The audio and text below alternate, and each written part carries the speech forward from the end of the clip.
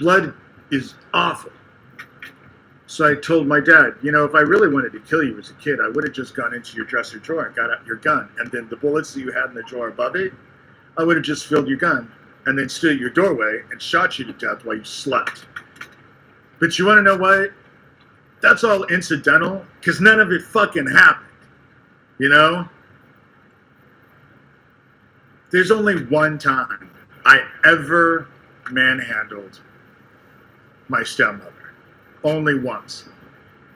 And it was because I was coming out of the house. I'd been up all night typing a report for a class that I was flunking.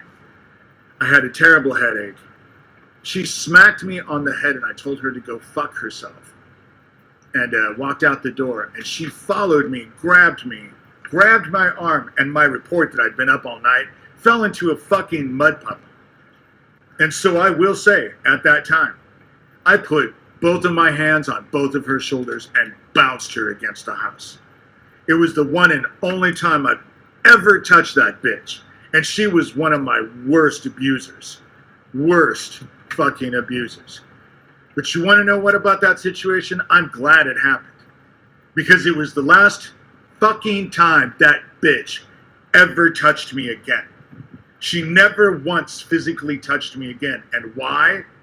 Because at that moment in time, that morning, she and I both realized how strong I was. And had I wanted to hurt my stepmother, there would have been nothing she could have fucking done to stop me, because I was way stronger. As it was, nothing has ever happened. I'm 58 years old, haven't been a kid, and that all happened when I was, what, 17? As far as Joanne goes, the fact that my sister Kathy convinced everyone that she was dead.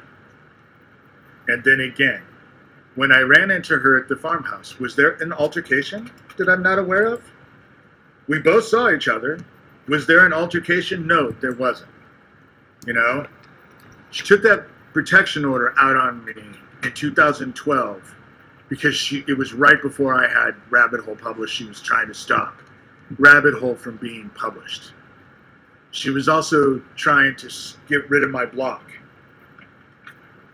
That's what she was doing. She's doing the same thing now that they're all doing now. You know?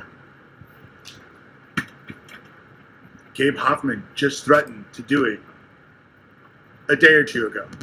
I got a cease and desist. And now I've gotten a complaint. Didn't do anything, but I got a complaint. They're trying to get my channel down. And maybe they'll succeed. Maybe they won't. But I have a feeling that heaven is about ready to fuck this group up in the Pacific Northwest. And it's going to change everything.